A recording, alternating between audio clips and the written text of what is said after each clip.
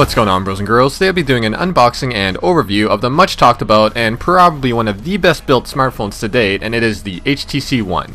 It's HTC's current flagship phone and features a redonkulously fast Qualcomm Snapdragon 600 chipset running a quad-core 1.7 GHz CPU. It has a 4.7-inch Full HD 1080p screen that packs the highest pixel density of any phone at the moment at a crazy 468 ppi.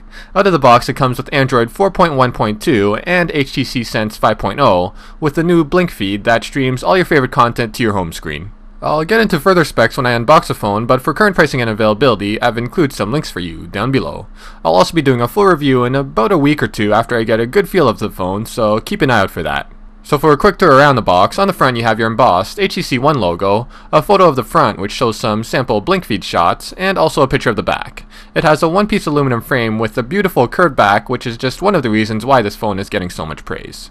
You can also see the Ultrapixel camera as well as the Beats branding. It's super clean along the sides with no text or anything cluttering those four edges up. Finally, on the back, I'll just zoom in and focus it, and you can pause the video and read it for yourself if you'd like, but it just shows some of the main specs in greater detail. And a few I do want to make note of is that it has a generous 32GB of storage space as well as 2GB of RAM. It also has the Boomsound system with a built-in amp. Camera-wise, it has HTC's brand new Ultrapixel technology, which essentially puts more focus on picture quality and low-light performance over sheer megapixel count.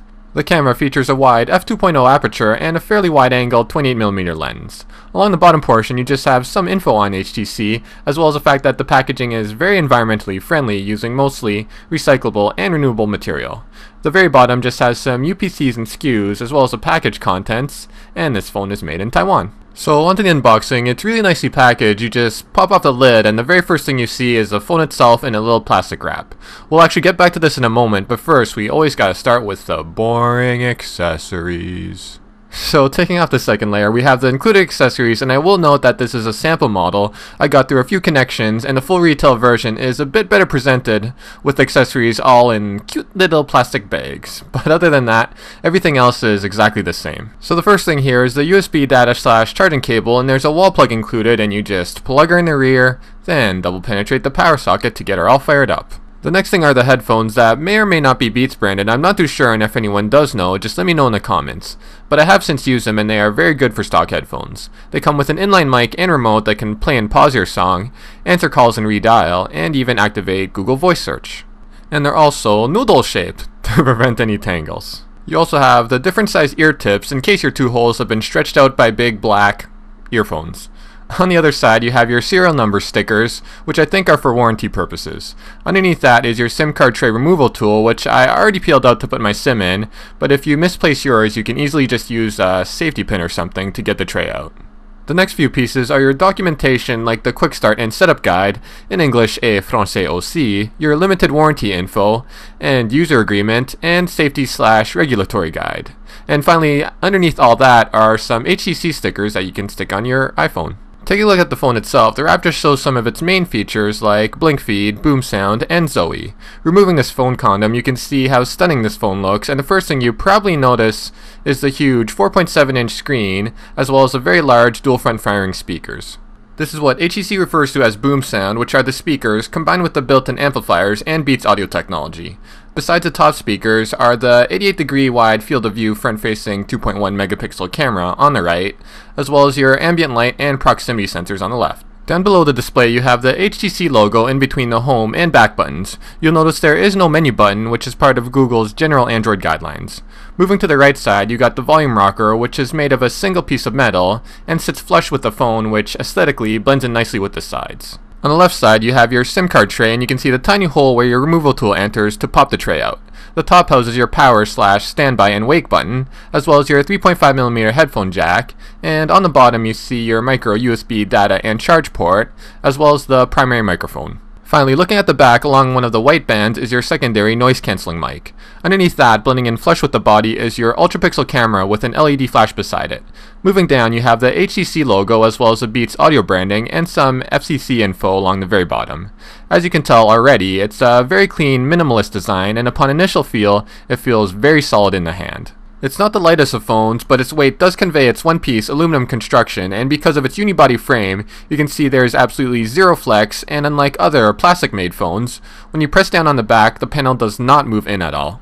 You can see the attention to detail HTC has made with the One in the chamfered machined aluminum edges, which, if I'm not mistaken, has only been seen in the new iPhones, which is another well-built phone. As a whole, aesthetically in my opinion, I do think this HTC One is the best looking phone on the market today. So I'll just take you guys through a quick boot up of the phone and show you some of the main features this thing packs. I was actually very surprised when I first heard the loudness of this phone's speakers, and I will admit that the opening sound did kinda startle me.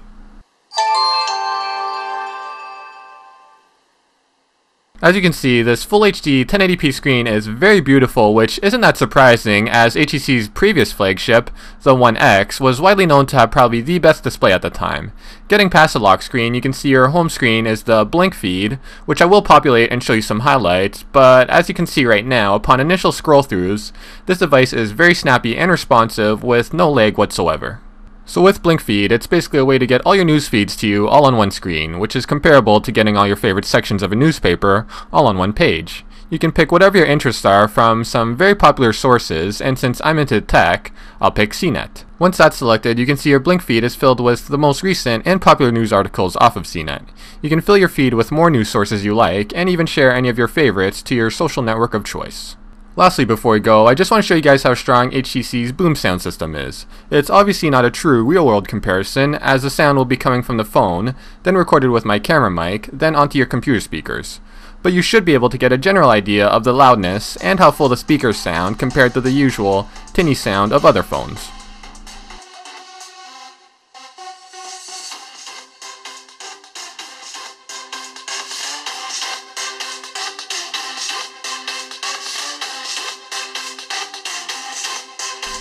So I hope you guys all enjoyed my unboxing and overview of the HTC One.